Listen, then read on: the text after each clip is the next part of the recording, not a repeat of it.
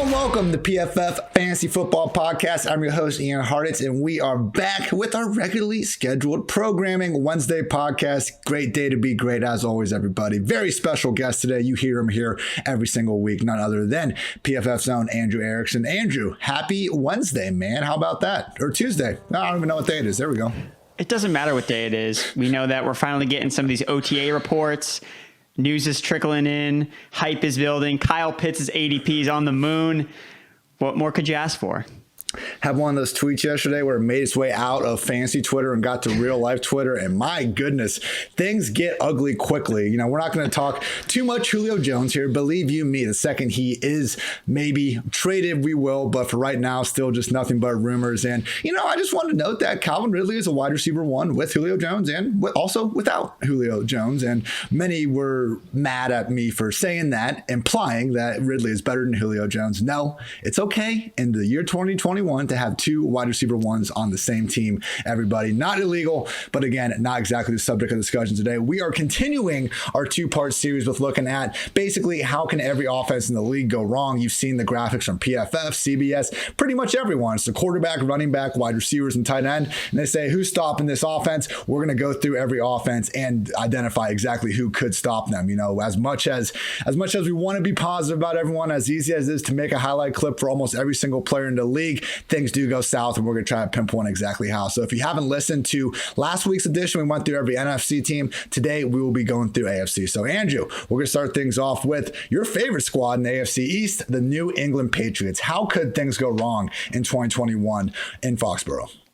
Pains me to say this, but it's all about who's under center. And if it's Cam Newton, I'm less likely to be in on this offense just due to the fact that he doesn't bring a lot of fantasy juice to the other guys. I've done more research in terms of best ball stacking, and I'm looking at the mobile quarterbacks beyond just the running back position. And what you find is they just kind of suck the juice out of all of the other players in terms of fantasy value, because when they're scoring the rushing touchdowns, you know, that's 6 points for them. That's not 8 points for the whole team, for the quarterback and receiver combined. So if Cam Newton's the starter, we're not going to have reliable fantasy assets ever. It's going to be guys that we're going to try to pinpoint. We're going to have to hope for some type of injury where a guy's target share may or may not increase. Johnny Smith and Hunter Henry are both good tight ends, but it's anybody's guess right now who is going to be the more reliable option in that offense, especially if they're only throwing 20, 25 times a game. But with Mac Jones, okay, like we can see this offense start to develop a little bit more. Again, last year they were 31st in total fantasy points scored from running backs, tight ends, and wide receivers combined. So it can only go up. And if Mac Jones is the quarterback, super accurate, we're going to see more fantasy-friendly assets from this Patriots offense. It's going to at least make them like more plausible. And we could see Cam be there. And just because they now have two tight ends and, you know, Aguilar, Kendrick Bourne, Jacoby Myers, I'm not sure any one of those guys is necessarily going to demand this, 25% target share. Maybe it's a better offense in real life. I would bet it would be a better offense in real life. But yeah, other than Cam, I mean, you can throw running backs in there too. I don't really know who we can get behind. And there are other offenses like that. I would say, again, if Cam's under center for the Patriots, they qualify. The Ravens, we've seen that kind of happen where, okay, maybe a running back gets enough touchdowns. Otherwise, tough for everybody other than kind of Mark Andrews. I think the Eagles with Jalen Hurts would qualify. I think the Saints with Taysom Hill will qualify. Maybe the 49ers with Trey Lance, Cardinals and Bills. Obviously we see the wide receiver ones do just fine. But again, kind of comes back and hurts the running back. So really is something to keep an eye on. I wouldn't say, if Mac Jones is under center that we're going to be, just skyrocketing any of these dudes up the ranks, but it would certainly help. And also, Andrew, I'm starting to get more in on Damien Harris, man. I'm wondering if we're missing the boat here just a little bit. And by missing the boat, I mean it's May 25th. Still plenty of time to get our thoughts right on this. But talking more to my guy, Josh Norris over Underdog Fantasy. And, my issue was like projecting Damien Harris for the Sony Michel role when Sony freaking Michel himself is still on the team, sounding like he could be a cut candidate. So, Andrew, man, we might have to start getting Damien into that low-end RB2 territory, because if Cam and Sony are out of the picture, we'll take those 20 touches a game from Damien, no problem. It's betting on Damien's talent because he was fantastic last year down the stretch. He was one of the highest graded running backs we had, again, with Gus Edwards and J.K. Dobbins in terms of that high yards per carry, because you get that benefit from the running quarterback. Your yards per carry goes up usually in those cases. But again, it's anyone's guess what Belichick's going to do with the running back room. Again, James White is still involved in the passing game, so we're not necessarily going to see Damien Harris, ascend to RB1 status. But if the Patriots offense is cooking, he looks like the lead back, so I can definitely get behind it. New York Jets, new coaching staff, new quarterback, kind of sort of the same old problematic O-line though. Andrew, do you see the big uglies up front being the potential kryptonite here? Zach Wilson, look, he's making the big step up from BYU to the NFL. Yeah. And the thing at BYU was the guy was never under pressure. Saw pressure at the 4th lowest rate in 2020. Jets ranked 31st in PFF pass blocking grade last season.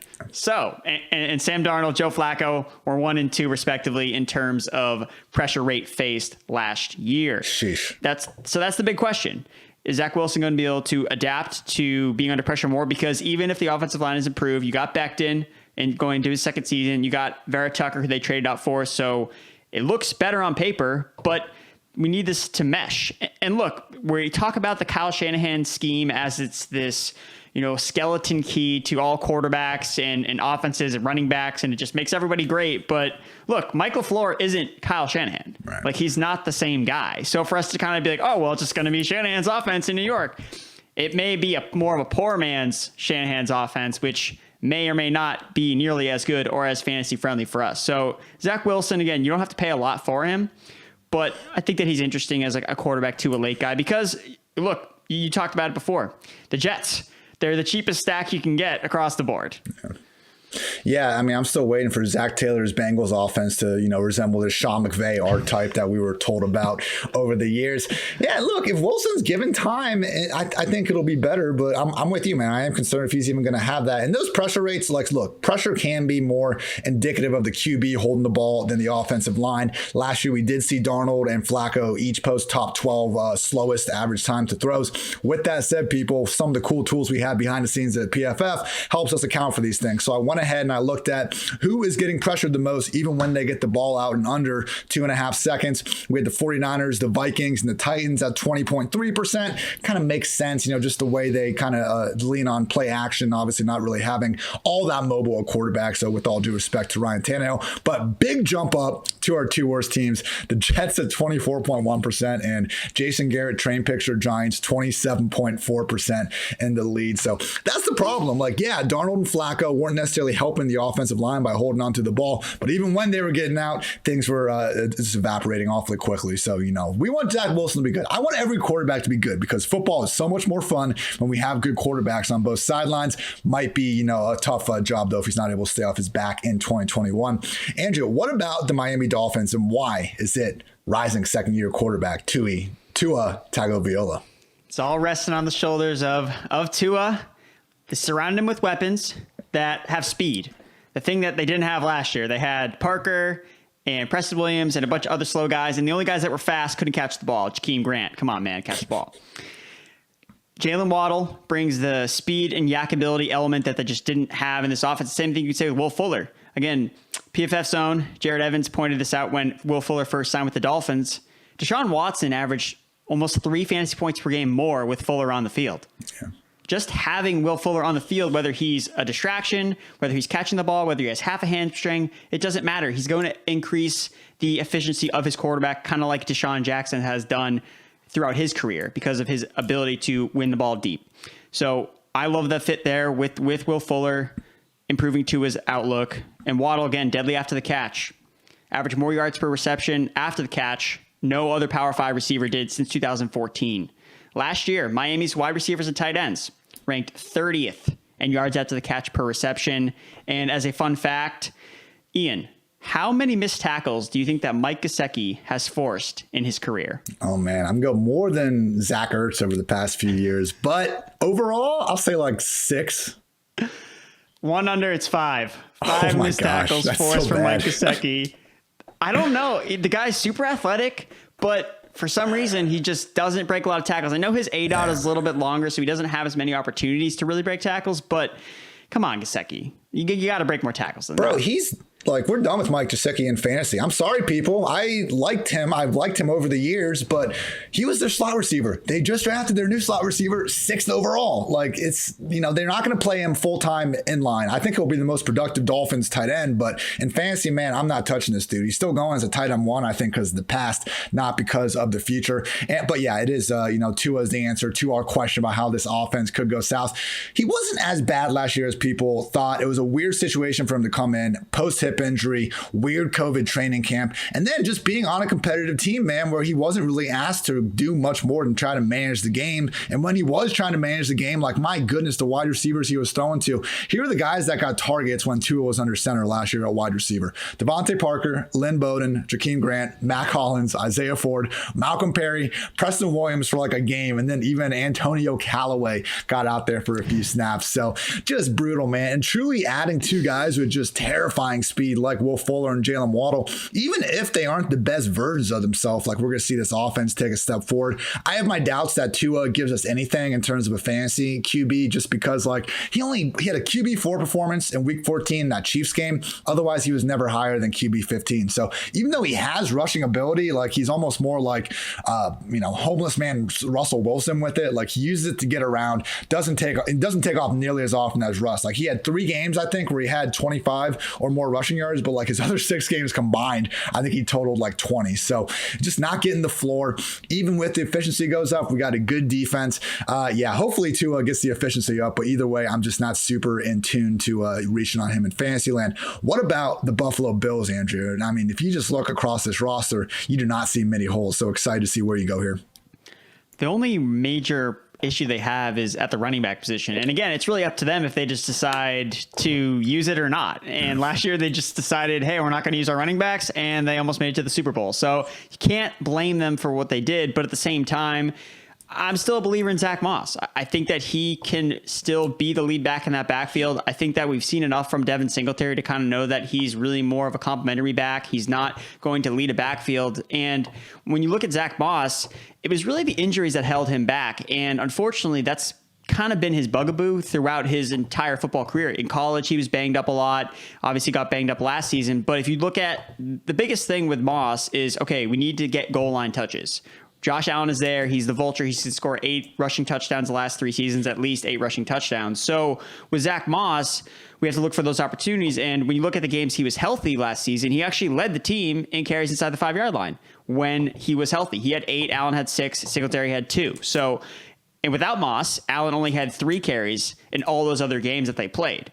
So Moss was the guy when he had the chance. And I think right now, based on where you can draft him in best ball leagues, I think that he's a really good value. I think there's really an RB cliff that kind of falls after Zach Moss is off the board, where you're just looking at guys that maybe will turn into something. But Moss, look, he has one guy that he has to beat, Devin Singletary, and he plays in one of the best offenses in the NFL. And if you just kind of zoom out, you want those guys, running backs on good offenses that are going to score a lot of points. So I think Zach Moss is kind of the guy that needs to step up. Prime 0 RB candidate for sure. I just kind of wish they had a more secure number 2 weapon in the passing game. And I say that with all due respect to Cole Beasley, freaking warrior playing through like a literal broken leg at the end. It was a broken leg, right?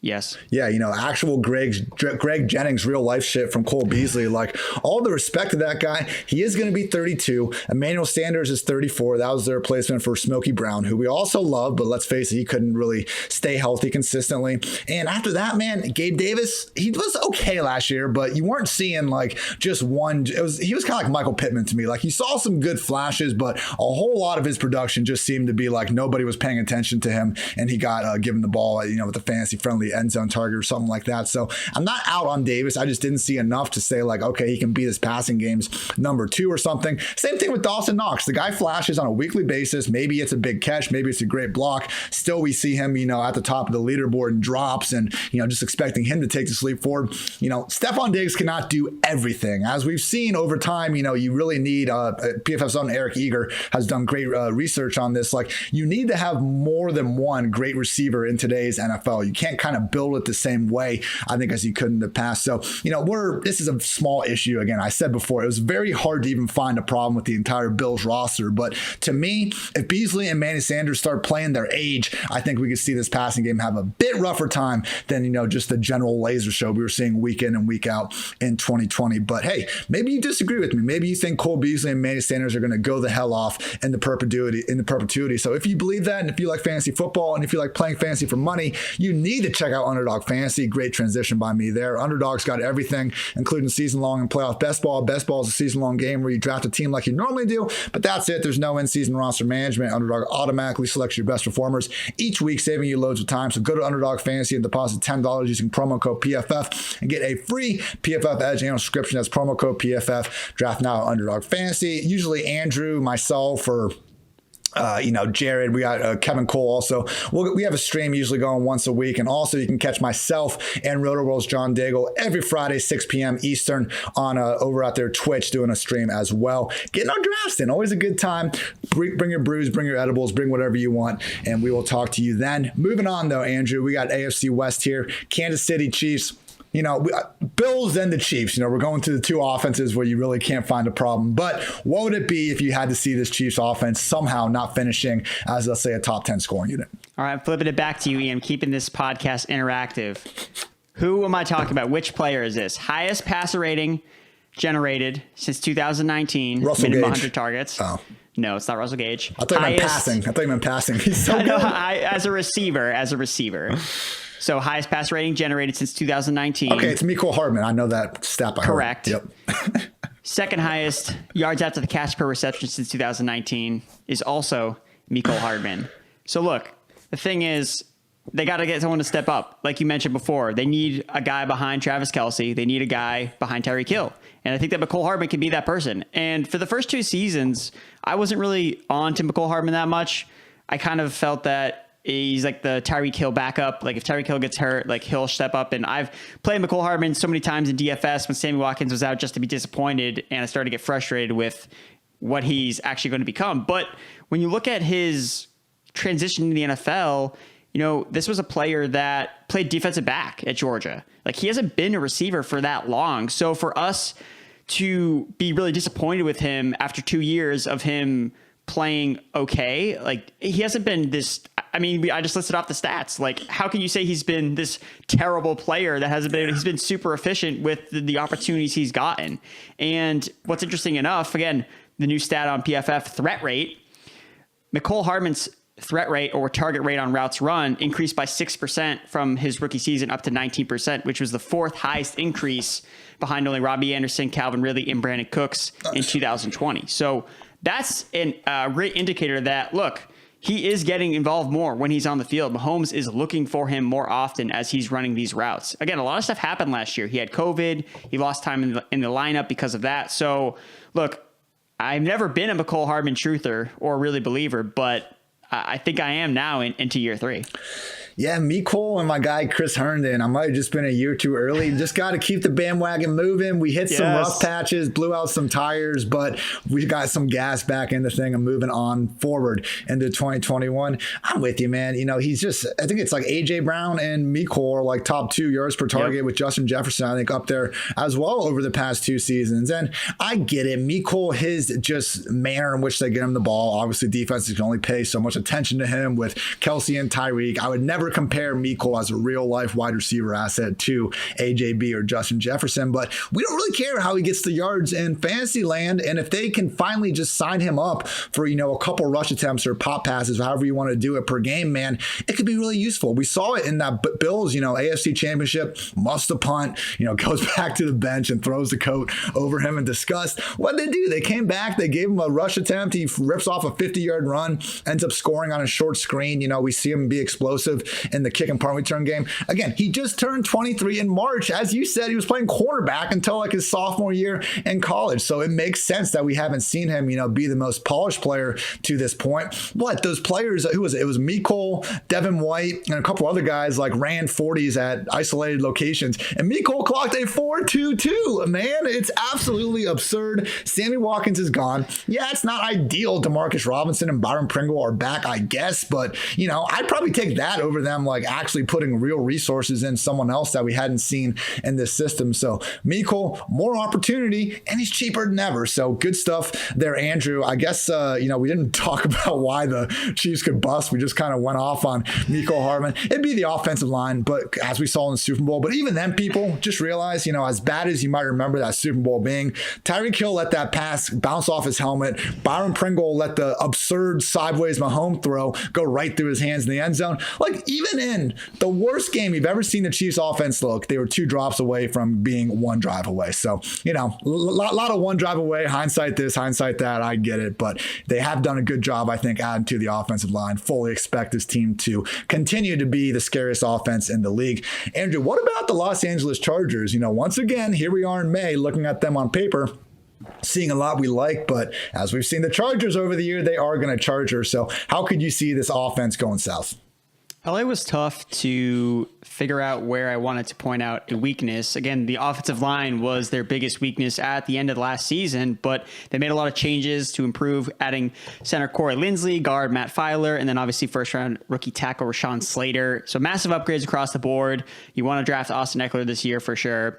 But the other thing that really kind of was annoying was the fact that they changed their offensive coordinators, despite the fact that we had a really good season from Justin Herbert as a rookie. And look, the track record of rookie quarterbacks entering year 2 with a new OC isn't great. Like there's historically speaking, just like listing off the most recent guys, so like Daniel Jones, Haskins, Mayfield, and Darnold. Like those quarterbacks all had new offensive coordinators. Again, Mayfield, technically it was like a weird Haley, Freddie Kitchens thing to Todd Monken thing going on. But anyway, I digress. It was really only Mitchell Trubisky that was someone that actually kind of overcame or was better in his second year with a new offensive coordinator, because Matt Nagy kind of stepped in after John Fox. But Kyler Murray kept the same OC, Lamar Jackson kept the same OC, and so did Josh Allen. So again, it's not ideal, but you would assume that you could also look at those quarterbacks and say, well, none of them are as good as Justin Herbert. So I totally get that. Again, we're kind of looking at the entire thing here, but he was good with Shane Steichen, and it's concerning that they're bringing in a new offensive coordinator, Joe Lombardi. And right now, he's going to try to develop to Herbert's strengths, and something specifically that he mentioned that I thought was kind of interesting. He wanted to, this was in terms of matching Brandon Staley's desire to run a more up-tempo style of offense and doing more things like he did at Oregon, which that was like the thing we didn't want, because the Oregon offense is what made Justin Herbert not look nearly as good. So that's like one thing that's kind of like stands out to me as like, okay. And if you look at Herbert actually from the no huddle last year, he ranked 27th in PFF passing grade. So that really wasn't his strength, was running in an up-tempo offense. So that's my one concern. Again, the regression from the pressure versus non-pressure should be resolved because of the offensive line being better. So I'm not too concerned about that anymore. But I would just say, the new offensive system, new offensive coordinator in year 2, we want to have continuity with our quarterbacks. And unfortunately, Herbert doesn't have that. Yeah, man, we also got to look at these, first and second half splits from last year. They're not great. And shout out to Aaron Schatz, creator of DVOA over there at Football Outsiders, for kind of pointing this out on Twitter. I saw on the old timeline about a week ago. But yeah, man, just looking at their DVOA stat, weeks 2 through 9, he had a 22.2% passing DVOA. Weeks 10 through 17, all the way down to 0.6%. And really the only times we saw him look good, again, playing a little bit here, hindsight schedule doctor. So excuse me, but it was the Jets, the Chiefs backups in week 17, the Raiders, and even the Falcons kind of got a bad game out of them. So, man, we saw a floor for Justin Herbert in the second half of the year that we did not see in the first half. There was this ridiculous stretch where he had, I believe, in his first 8 starts, either 300 passing yards and or 4 total touchdowns, or 3 of them or something. So he was going off week in and week out. We did see that regress a little bit, and I don't even think it's necessarily on him. I think it was he was playing so ungodly good in a not great situation with all the pressure that was coming at him that he was bound to fall back to earth a little bit. So PFF's highest graded QB under pressure last year was Justin Herbert. That's great. We know he can, make things happen outside of the structure of the play. He's not a Jimmy G or Jared Goff where the play is just dead if it doesn't, fall out the way the offensive coordinator imagined in their head. But this was the 6th ranked offensive line in the pressure rate under 2.5 second stat I mentioned earlier. So like you said, they've added enough pieces that I am confident in projecting Herbert to be just fine moving forward. Keenan Allen, Mike Williams, Williams and Tyron Johnson, Guyton, Josh Palmer. There's places to throw the ball to everywhere, but let's just give him a little more time. Let's not make him have to have this ridiculous, rate under pressure, because as we see over the years, one of the more stable quarterback metrics is their performance when kept clean. Under pressure, we see things get a little bit out of source sometimes. So protect Justin Herbert, please, LA, and I think you guys will be just fine. Where do you have Herbert ranked? Let me check. He's top 8 for me, I think. What do you have him? 7.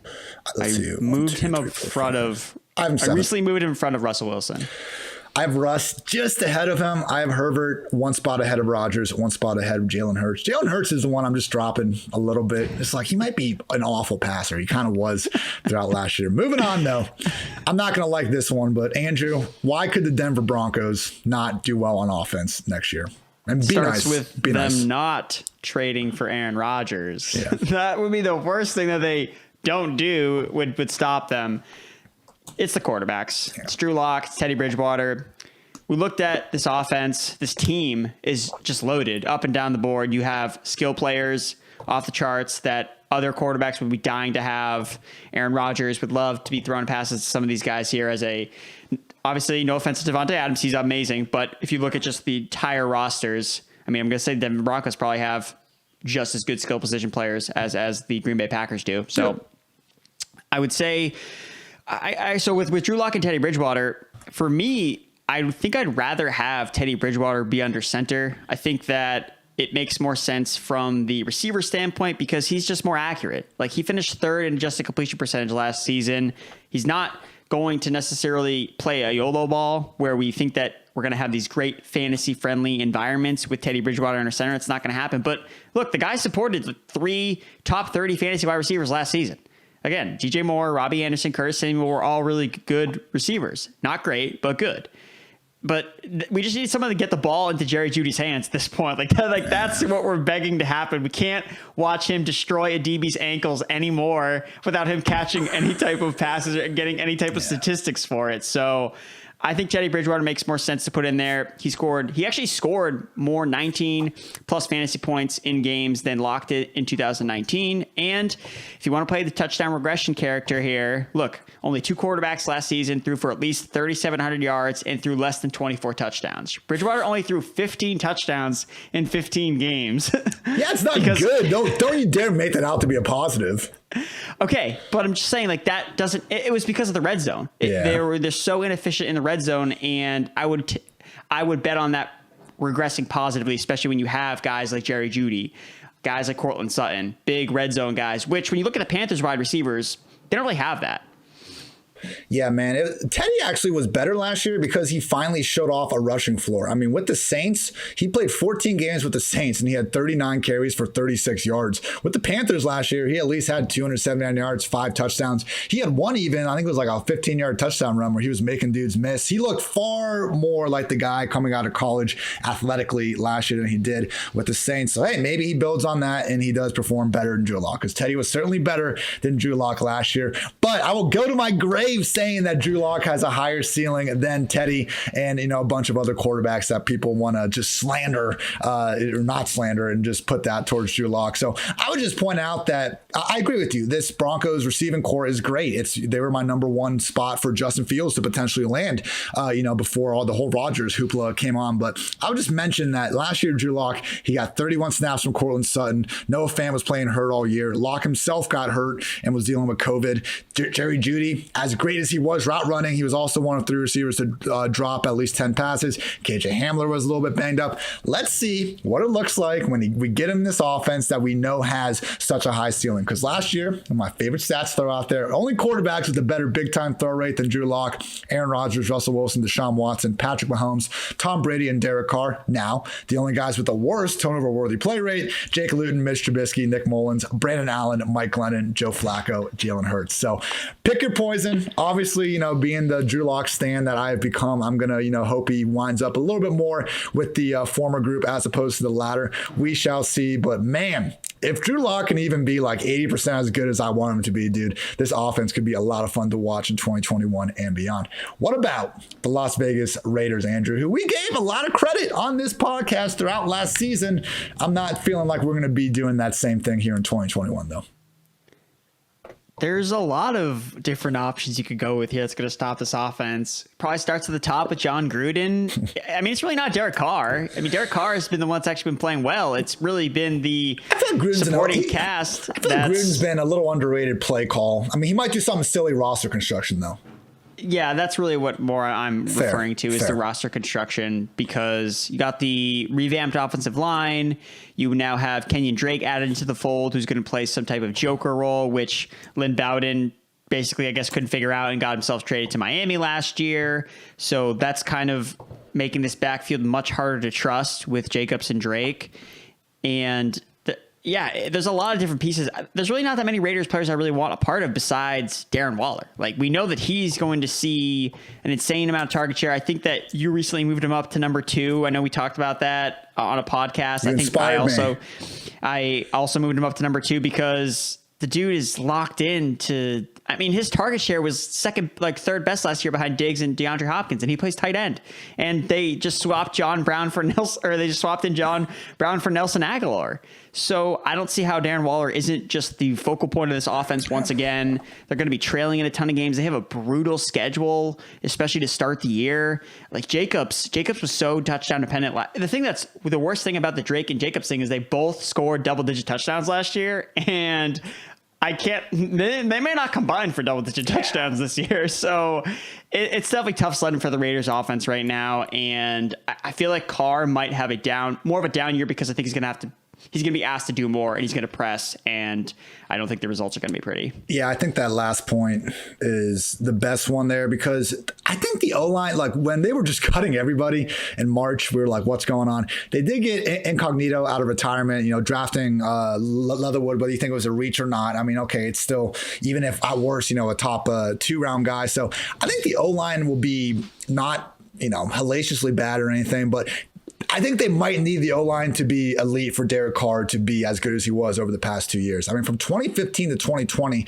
the Raiders were a top 5 team and just dollars spent on the offensive line. Right now, they're slotting in as the 20th ranked team in total money devoted to the O-line in 2021. Again, not maybe as bad as some of us, including myself, made it out to be in early March, but certainly not going to be the big green plus advantage that it's been over the past few years. I think the bigger issue could just be no one other than Darren Waller really giving this offense much. Ruggs, Edwards, Smokey, Renfro, they're not awful, but my goodness, man, like every team in the league has at least like 1, usually 2 good receivers. Like, it's just 2021 now. We don't have teams that just have nobody to throw the ball to. I think the Raiders, objectively, outside of Waller, just looking at the wide receiver room, are a bottom 3 wide receiver room in the league. I say that before going through every single roster. So if they're actually bottom 5, bottom 8, give me a break there, people. But yeah, Darren Waller, give him his 140 plus targets again. Give me tight end 2 status in fantasy football. George Kittle, certainly the better real life player. Aliens invade tomorrow. We want Kittle lining up at tight end to try to, save humanity. But Darren Waller,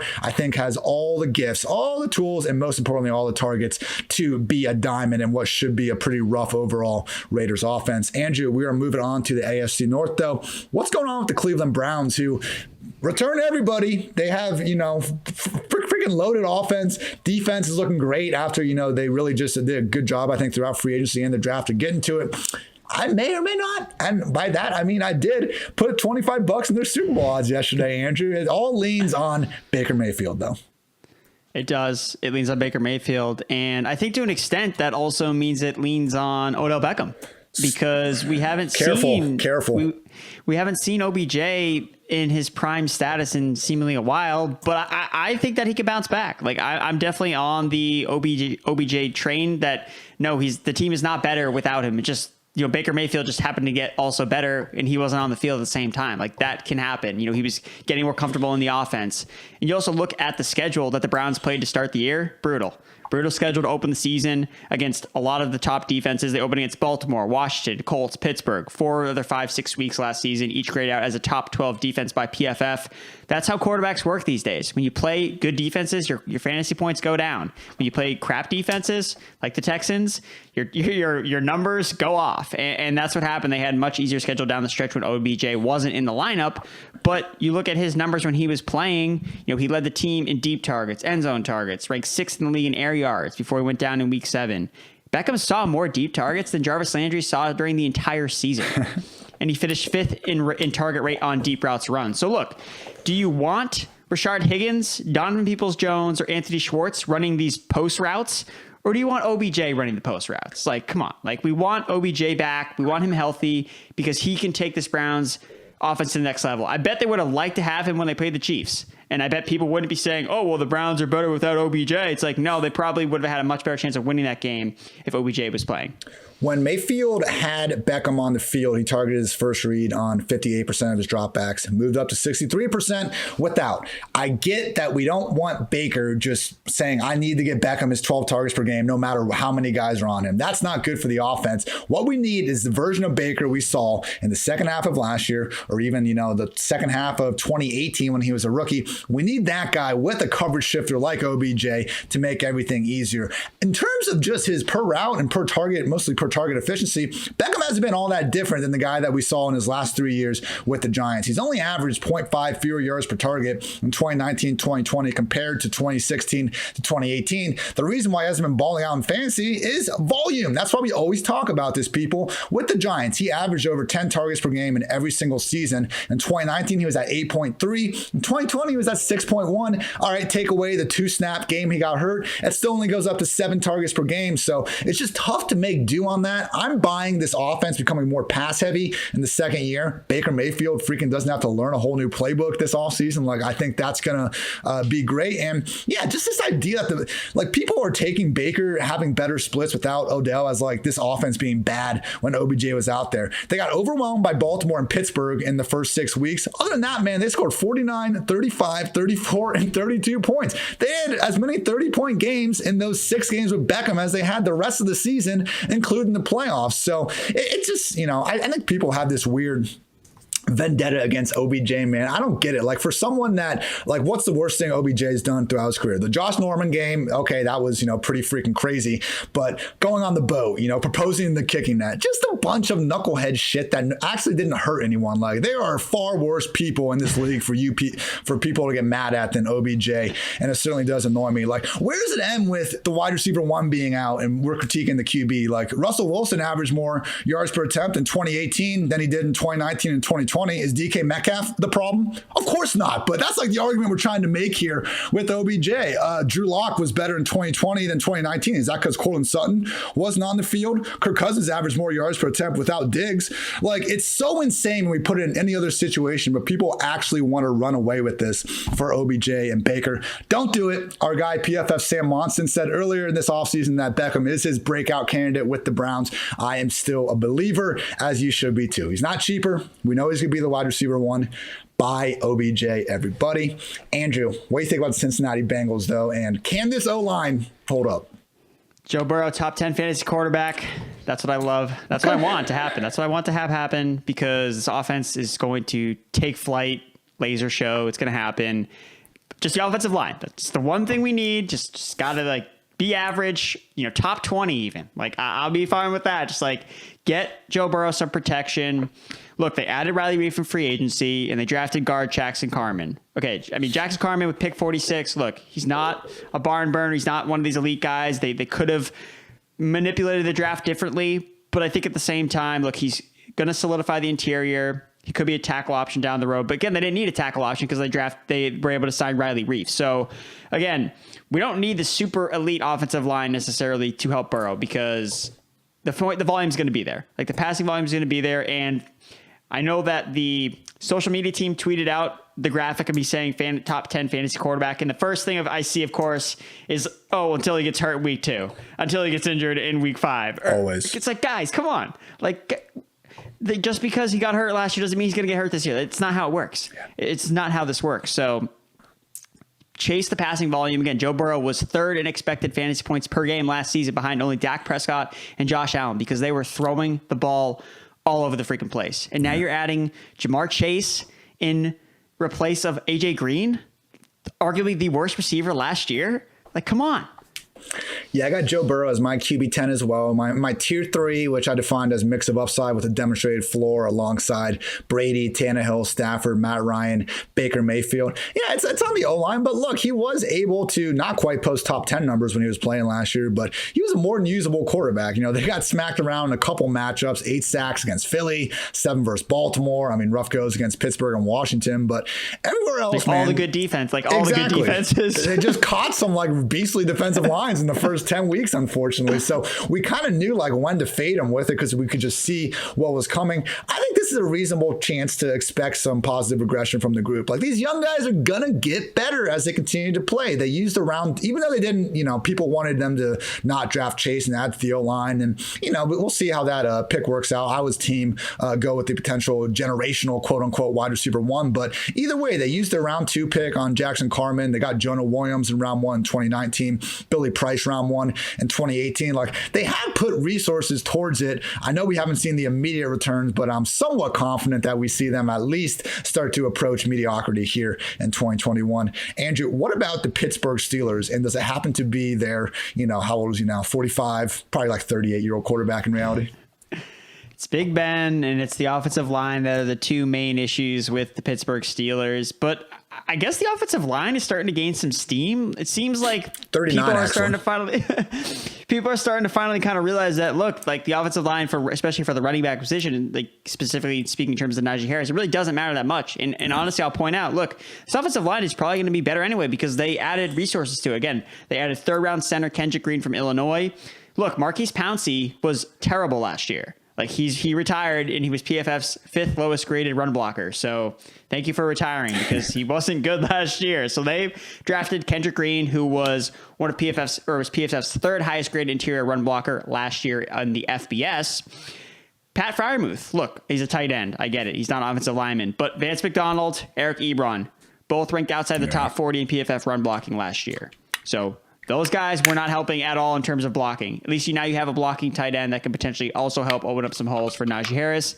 And let's not forget, Steelers are getting back tackle Zach Banner, who seemingly everyone has forgotten about at this point. He tore his ACL in week 1. Banner was a top 10 graded run blocker in 2019. So offensive line is going to be better next year. Big Ben, look, his arm, is it washed? Potentially, but is it going to be so much more washed than it was last year? Again, you look at the most fantasy points scored by teams' wide receivers in 2020. Number 1, Buffalo Bills, led by MVP candidate Josh Allen.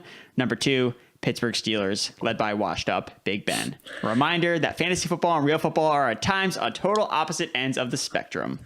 Yeah, this was still a 12th ranked scoring offense last year, man. I don't think Ben is completely washed. I understand he just had his worst season in basically a decade, but this wasn't, 2014 end of the season Peyton Manning where you're oh, wait, he actually can't throw a deep ball anymore. This is going to be problematic. With Ben, it just seemed like more than anything, he just did not want to get hit. I mean, if you've only been watching football over the past 5 years, you might not remember young Ben, but this dude used to be able to move. And even when he didn't run, man, it would take 3 guys just hanging on him to finally get him down. So, he's a big dude and he just didn't seem as willing to, A, try to extend the play and B, even put himself in a situation where he wouldn't see the rush coming. The Steelers last year on the entire season had 66 play action passes. 31st was the Jaguars and they had 123. They just literally refused to do play action pass. And, I don't think they're going to come back next year and say, hey, we're just going to keep running whatever Ben wants to, man. The definition of insanity, doing the same thing over and over again, expecting different results. I think Tomlin, the freaking stretch of the Steelers, never having a losing season is absolutely ridiculous. Will it continue in 2021? We'll see. I think it's more in jeopardy than the past, but I do think they deserve a little bit more of a benefit of the doubt when it comes to, assuming rational coaching, which is always a problem, but I think here it could be okay. Yeah, man, the offensive line, as bad as they were run blocking, this wasn't a unit that we saw just fall apart with the past. The pressure rate, 3rd lowest in the league because Big Ben got the ball out so quick a lot of times. But even putting under 2.5 seconds only, they ranked 13th. So like you're saying, getting some pieces back, maybe removing some bad pieces. It's tough to say a bad offensive line is going to get so much better without, making big resources to it. We did see the Rams do that, though, from 2019 to 2020. Here's to hoping, again, a perennially very, capable organization can get going. But yes, if Ben just hits a cliff, I don't think they exactly have the bodies in the rest of the QB room to Big Ben's pick it up. ADP is right next to Sam Darnold's. Who are you drafting? I have them right next to each other. I think I would. Who do I have? I would go Darnold. Oh, I hate it. I just wrote an article. I'm taking Big Ben. God. I'm not drafting Sam Darnold. I refuse to. I wrote an article on Darnold. I'm doing my 100 questions in 100 days, and I, spent the majority of it trashing him. He's just not being good. He's not good by other quarterbacks. He's not good compared to Adam Gase quarterbacks. You look at past first-round quarterbacks going to new teams that didn't get all right, Ryan Tannehill, we use that as an example. He was at least good enough in Miami to stay there for 6 years. If you look at the guys that couldn't even earn a second contract with their first team, it's awful. I think Sam Darnold's best case is being a middle-class man's Sam Bradford. I think that's his ceiling at this point. But it pained me after I got through this article to look at it, and I think I've Darnold was my QB 21 or 22, maybe 23. And I was higher on him than the rest of the industry. So I don't know, man. It's we're debating over who we want our QB3 to be in a week lineup. So enough of that. Moving on, Baltimore Ravens. Andrew, how could you see this offense going south? And I would point out, while they were not the same juggernaut in 2020 as they were in 2019, we're still looking at the 7th ranked scoring offense here. Greg Roman, if he's not evolving the offense or just the passing concepts he adds are not effective, they got to start to throw the ball to the perimeter more often and more effectively. Again, they didn't do that at all last season. If you look at PFF's QB annual, you scroll down to the Lamar Jackson section, you see his heat map. It's literally all in the middle of the field. It's all red in the middle of the field. When I looked at the numbers, he ranked 5th, or he ranked inside the top 5 in terms of passing attempts inside the numbers. But who have they added to the offense? Rashad Bateman, Sammy Watkins, Tylan Wallace. Again, Watkins has played in the slot in Kansas City, but when Watkins played under Roman with the Buffalo Bills, however long ago that was, he played on the outside. So I really think that you have now a clear-cut decision-making by this team that's saying, we just added 3 perimeter wide receivers because we want to throw the ball more to the outside, because we need to evolve our offense more. We can't rely on just Mark Andrews over the middle of the field. And maybe this means Marquise Brown can operate more out of the slot. He's a smaller wide receiver, so I think that's probably better for him anyway.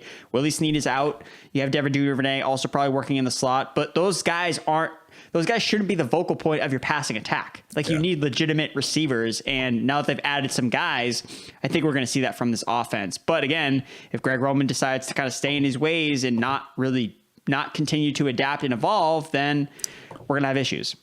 The good thing is, again, I think issues are still probably going to lead to a top 12 scoring offense. This is a higher floor, I think, that a lot of people give them credit for. Having a healthier Ronnie Stanley is going to go a long way, obviously. So even if Lamar continues to, regress as a passer, it's not going to be the end of the world. But I don't think we need to assume that's going to happen. Adding Rashad Bateman and even Tylan Wallace gives them guys, and even Sammy Watkins, they just have receivers that have proven, or at least look like they have the ability to give them something they've been missing. So Lamar, as much as we want to, just hate on the guy every time he sails a pass, out of bounds, we don't put enough credit on his name for being at this point, top 2 rushing quarterback ever already. I know the stands out there want to keep going with Mike Vick, and that's fine. Give him his due. But at worst, we're talking about the 2nd best rushing quarterback ever, and we just take that for granted these days. So I would like to see them not only, improve, all right, you got Baden, you got Tylan Wallace, you're talking about he needs to improve, outside the numbers. Those are tough passes, though. I'm not sure he's ever going to be great in that. Let's do a better job getting Lamar some easy completions. They barely ever throw their running backs.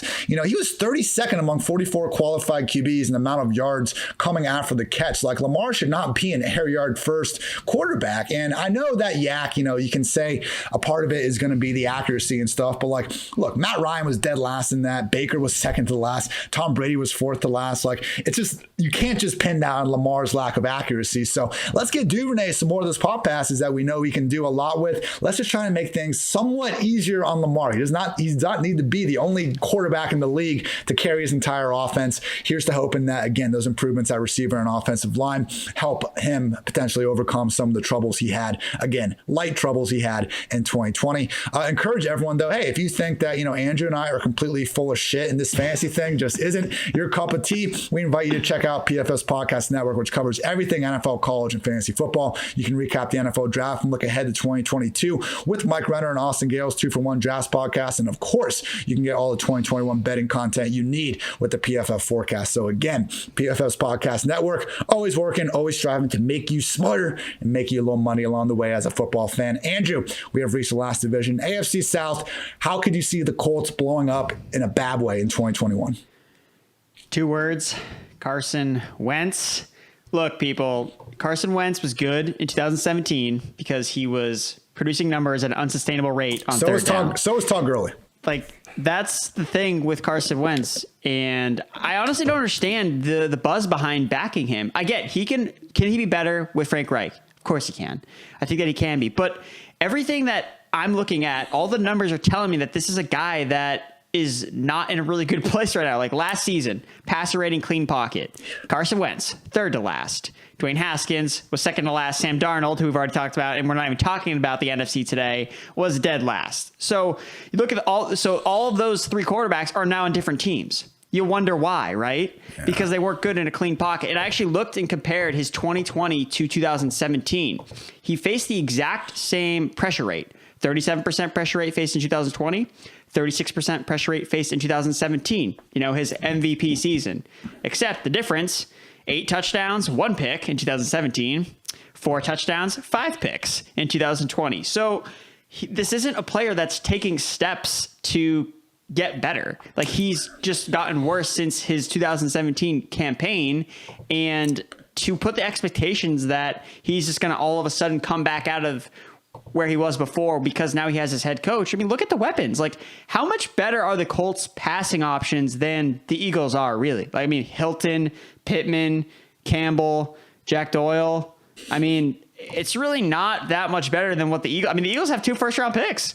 Yeah. Rager and Devontae Smith. And Dallas Goedert's better than any tight end that's on the Colts right now. And we know Carson Wentz relies heavily on that position. So there's a lot of things that could go wrong with Wentz, and even if he does get better, okay, he's like a middling quarterback now. I would still take him over Sam Darnold because obviously we've seen him be a little bit more of an actual fantasy quarterback and he runs more. But look, Philip Rivers in his offense last year averaged 16 fantasy points per game. That's not good. And if you look at the games he actually played without Anthony Costanzo, it was 12.5 fantasy points per game. They added Eric Fisher, who was PFF's 31st ranked tackle last year. So the weapons really aren't even there for Wentz. So I'm not really sure why we're expecting him to just take this massive leap because he just has Frank Reich. Again, it's this coach narrative thing. It's guys, it matters to an extent, but at the end of the day, Wentz is under center, Wentz is on the field, and Wentz has to make the throws and plays from a clean pocket, which he has shown not the ability to do. Yeah, Rivers gets absolutely no credit for taking a team from 7-9 to 11-5, and he lost to the Bills on the road by 3. I know it really wasn't that close, and it had some comeback garbage time thrown in there. But my goodness, man, I got massacred on a tweet for saying Wentz is probably going to be a downgrade at quarterback for the Colts. I understand them taking this risk. You have a guy. How many quarterbacks have played at an MVP level? Carson Wentz is actually in that group, but man, it's getting further and further away, man. We're remember, Josh Gordon in 2013. We're starting, that's not that far away all of a sudden. So, I had the clean pocket stuff up too, great points all around. And this overall offense, man, I know the offensive line is great, but again, who cares if he can't do anything out of the clean pocket anyway, because otherwise it's just not looking that great. I don't know if Michael Pittman can be a number 1. I don't know if Paris Campbell can stay healthy. I don't hate this group, but again, it's similar to the Raiders. We can really talk ourselves into almost any wide receiver room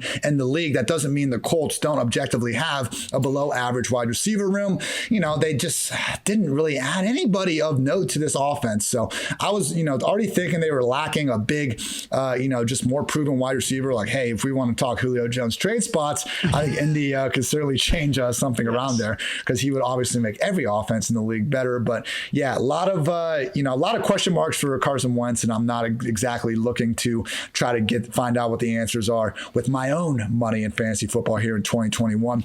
Andrew, let's keep this one quick. Is there any, let's just say this, any good, can you name one good thing about the Texans 2021 offense? And we'll just assume for now, with this situation still up in the air, we're going to assume Deshaun Watson does not play in the year 2021. Houston Texans offense, yes, because we have to flip the narrative because, again, it's just like the Detroit Lions of the last episode. It's pretty easy to see how this offense doesn't end up having success. Brandon Cooks is really cheap, again, because he's playing on an offense that's really unknown at quarterback. But look, people, we've seen wide receiver, top-end fantasy producers come from bad offenses with bad quarterbacks. You look at just last year, you had Allen Robinson, Terry McLaurin. You could argue the Rams receivers didn't have a good quarterback play last year. Again, it's probably those guys probably all had still better quarterback play than what we're going to see from Houston. But Brandon Cooks is the wide receiver 42 in ADP, and the guy has finished no worse than wide receiver 16 in 5 of his last 6 seasons. So it's just a value play. Look, is he going to win your league? Probably not. But is he going to have some decent weeks? Yeah. And actually, I looked at Davis Mills, some of his numbers, if he ends up taking over, which I think I'd prefer than Tyrod Taylor. Again, Tyrod's probably going to run a little bit more, so we're going to see less passing attempts probably. But Davis Mills was Mr. Number one, he was a turnover machine. So again, we like that because pick sixes are right. They got to go back on the field. They got to throw more. And number two, the guy would just lock on to first reads. So if Cooks is his guy, it's just going to be Cooks 15 targets. He catches 7 of them. Hopefully he gets 60 yards, maybe scores, and no one else is going to be relevant. God, it's not enough to have a bad offense, but we got to be this crowded in the backfield. David Johnson, Mark Ingram, Phillip Lindsay. Oh my goodness. Again, who knows who's going to be at quarterback. The wide receivers behind Cooks are almost laughable. The Titans and the Texans, if you just want to look aside from their wide receiver one, man, it gets brutal fast. I'll read some of these. We got Andre Roberts, Randall Cobb, my guy Nico Collins, nothing to hate on there, but Kiki Cootie, Isaiah Coulter, Chris Moore, Chris Conley, Andrew's doppelganger, Alex Erickson, Dante Moncrief, some things named Marlon Williams and Damon Hazelton, and of course, Tywan Taylor sitting at the back of the depth chart as well. So Brandon Cooks, if you cannot earn 120 plus targets in that, man, then too bad. But yeah, this will probably be the first time we see Brandon Cooks not playing with an elite quarterback. He's got to work with Drew Brees, Tom Brady, Deshaun Watson, and mostly the good version of Jared Goff, save for portions of that 2019 season where he eventually left. So here's to you, Brandon Cooks. I know we always talk about his concussions, but it's scary that he could be, one hit away from being in a rough spot, professionally and just health wise. But he really hasn't missed that many games. It's kind of like the Joe Mixon thing where people think he gets hurt all the time, but it's even less of an issue for Cooks. He's played in at least 14 games in every single season since his rookie year in 2014 when he was only limited to 10. So Brandon Cooks might not like it, and I wouldn't blame anyone for not wanting to touch this offense with a 10-foot pole. Just realize targets are targets. Brandon Cooks should have a lot of them. Andrew, what about the Jacksonville Jaguars, who just worry me more and more by the day at this point? You just go on Twitter and the Jaguars players' ADPs just collectively start to dip and fall because of the shenanigans that are happening over there with Urban Meyer kind of taking over. Look, if we just kind of do this in review, okay, it first started with him hiring Chris Doyle, who has a really bad track record of doing some racist things, and that has now transpired to him no longer being with the team. You have the Kadarius Toney debacle where they wanted to get, he was heartbroken that they couldn't draft Kadarius Toney, but they have Laviska Shenault, and we're just kind of like that monkey gif where you're basically like, he's right there. Why don't we just use Shenault? He's perfect for this role. So instead, they draft ETN in the first round, and to justify drafting a running back in round 1, they're like, okay, we're going to play you at wide receiver, which I don't necessarily think that's a bad thing, but the buzz around it is the perception is pretty negative. And then to top it all off, you got Tim Tebow, tight end, 1 season coming in. And look, the Tebow thing is because the narrative around it is just preposterous. Again, hasn't played in 10 years. He's playing tight end. But the thing is, with these tight ends that break out, like Darren Waller, like Logan Thomas, this is the path that they follow. They just come out of literally nowhere to barren depth charts and just emerge as the tight end 1. So again, I don't want to be in on Tebow, but like part of me just like has this feeling in the back of my mind that it's like, is this going to be the next Darren Waller, Logan Thomas? Is that going to happen? Like, I really hope it doesn't. Like, I really don't want that to happen. And everything is telling me that shouldn't happen, but I guess you can never say never. No, I'm saying never. Tebow is going to be 34 in August. We also had Marvin Jones get signed. He is on my ageist list. Not because I think he's awful at this point, but I want to be out 1 year early as opposed to 1 year late. Even though Jones still had a good year last year, to me, he looked like a lesser just talent athletically. I think he just really benefited from Matthew Stafford really having no one to throw the ball to with Kenny Golladay only playing 4.5 games. And we also had the Carlos Hyde trade, who was 30 years old, or not the trade, excuse me, just signing Carlos Hyde, to this depth chart and apparently actually having big plans to use him. So yeah, man, I guess the biggest concern for me though is this, not even that it's Travis Etienne, the Percy Harvin role. Like, okay, I think he's, a talented guy. You can certainly get him touches. You draft him in the first round. You should be throwing him the ball like this. That's good news. For me, it's like, is Urban Meyer going to be running his offense? This is not going to be like Darrell Bevell's, because that's problematic, man. I understand Urban, maybe doesn't deserve, credit for inventing the spread, but one of the first guys to do that. I mean, going back to his Bowling Green days, like he helped actually kind of be one of the first guys to use the read option. It happened as like an accident in practice. And he was like, hold on, let's go back here, through that, through, Utah and Alex Smith, going to Florida, going to Ohio State. So much of his offense was predicated on the QB run. So maybe Urban thinks he has the run game stuff down. He's going to do some formation stuff, and Bevell does the passing game. That would work. Okay, fine. But if not, if Urban just wants to, be this kind of just control maniac that, let's face it, he's kind of been every step of the way, it could be rough, man. Because that OSU passing game, like, I know it's looked good in recent years with what Ryan Day's done, but it was like a necessity to get him after 2016 when this team literally like could not throw the ball through the air against Michigan and Clemson. And you can say JT Barrett sucked, but to watch the way JT Barrett regressed as a passer from 2014 to 2016, and then he actually looked better with Ryan Day there, it's problematic, man. If Urban is not, I assume when he was going to Jacksonville, he was going to be the CEO of the team, just try to instill, more of a winning, we're badass culture. But the more and more it looks like Urban being involved with, not only personnel, but also schematic decisions. It's a situation, man, where, I know we were singing praises to Visca Chenault, DJ Chark, all these guys, but more and more, man, if it's a tie between two players and one of them plays for Jaguars, probably going in the other direction. Andrew, we have reached our final AFC team, the Tennessee Titans. Where could it go wrong in 2021? No Arthur Smith, no Corey Davis, no Jonnu Smith. There's the issues right there. Yeah. And I think it starts at the top with Arthur Smith being out there. We've seen Ryan Tannehill have this renaissance. Again, he was still pretty good in Miami. Adam Gase probably held him back, and Arthur Smith's really unlocked him these past two seasons.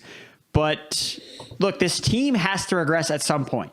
Like, that's the biggest thing, because since Tannehill took over, basically they've been one of the most efficient offenses. You look at Tannehill over the past two seasons, first in yards per attempt, first in passer rating, fifth in PFF grading. And again, that's not to say he's bad. Like, he is a good quarterback. He's proven to us that he's a good quarterback. But now that we have kind of a reason why we could see his numbers decreasing, they've lost playmakers, and like you said, they've replaced them with pretty much nobody.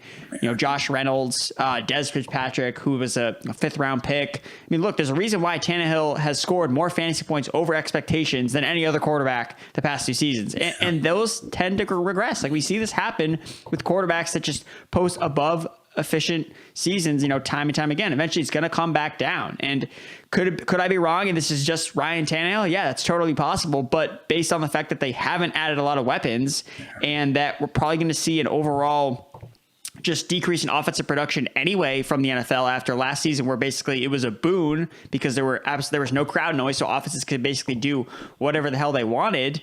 There are concerns. And one thing I wanted to point out too, that again, this kind of goes back to irrational coaching. If you look at the new offensive coordinator, Todd Downing, so he's the new OC. He spent 2017 with the Raiders. Biggest thing that Ryan Tannehill's been able to take advantage of is play action. He led the NFL in play action usage in 2020, 36.4%. Todd Downing with the Raiders, Derek Carr's play action that year, 14%, ranked 38th in the league. So now look, Todd Downing should know, hey, we need to use play action. Like, Ryan Tannehill is good with play action. Like, do that. But at the same time, like, coaches don't always do what makes sense. Like, they just don't. And Todd Downing might be like, all right, it's my time to shine. Like, get rid of play action. I'm doing my thing. like sling it Tannehill. I want your eyes downfield all the time. Like that could happen.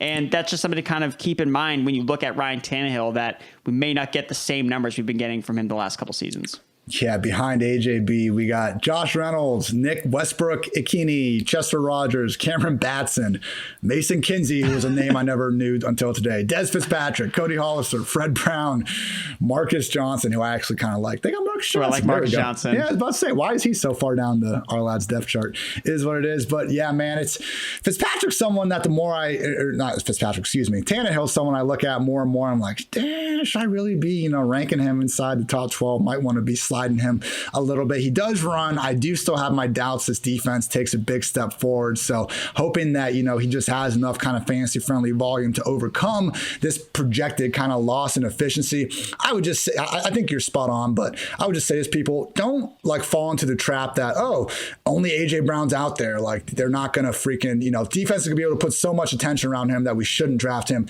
in fantasy. We still have defenses in the year 2020 that refuse to do anything other than just throw a linebacker out there when a wide receiver one goes into the slot. So I understand, the more I've talked to smarter people than myself about football, when you do see that linebacker in the slot, then it's often zone instead of man. And, I don't want to try to disgrace actual NFL defensive coordinators too much. Either way, we just want the freaking volume. And look, if you look at receivers with 150 plus targets over the past 10 years, 91% of them finished as a top 12 PPR wide receiver. The only three that did not finish as a top 24 product were 2012 Larry Fitzgerald, 2016 DeAndre Hopkins, and 2016 Allen Robinson, catching passes from John Skelton, Kevin Kolb, Ryan Lindley, Brian Hoyer, Brock Osweiler, Tom Savage, and Blake Bortles. Even if Tannehill regresses, he is not going to be in that group of quarterback. It is still very much AJB wide receiver one season, maybe even the wide receiver one season. Andrew, that's going to do. We have concluded our wrap up of how things could go wrong with the NFC and AFC offenses. What do you got in the pipeline over at PFF.com this week? It's best ball season over at PFF.com. We're releasing the best ball draft kit. So myself, Jared, Ian, all the PFF fantasy analysts are all kind of putting our minds together, creating this best ball toolkit where you can go play on Underdog, you can play on other platforms, but basically kind of your one-stop shop for everything best ball. Because look, best ball hasn't been around forever as long as regular fantasy has, but it's really fun. It's the most fun I've had in a while. It really gets you reps in so that by the time your legitimate draft comes up, you are locked and loaded and you are going to have an edge just by knowing the board and how kind of players fall. So go check it out and let us know how you like it. All sorts of tiered rankings. We got optimal stacking strategy, what you should be doing depending on where you're selecting. As Andrew said, one-stop shop, everything best ball. Also encourage you all to check out my 100 question series. I'm doing the corresponding fantasy files, many podcasts on here. Look, we have still about more than 3 months until we're playing regular season football. My goal with all these is to make them as evergreen as possible. We have the roster set. No reason we can't get ahead of that. So I encourage you, if you like one, read the rest, like one, listen to the rest, and do your thing. He's Andrew Erickson. I'm Ian Hartitz. This has been the PFF Fantasy Football Podcast. And until next time, take care, everybody.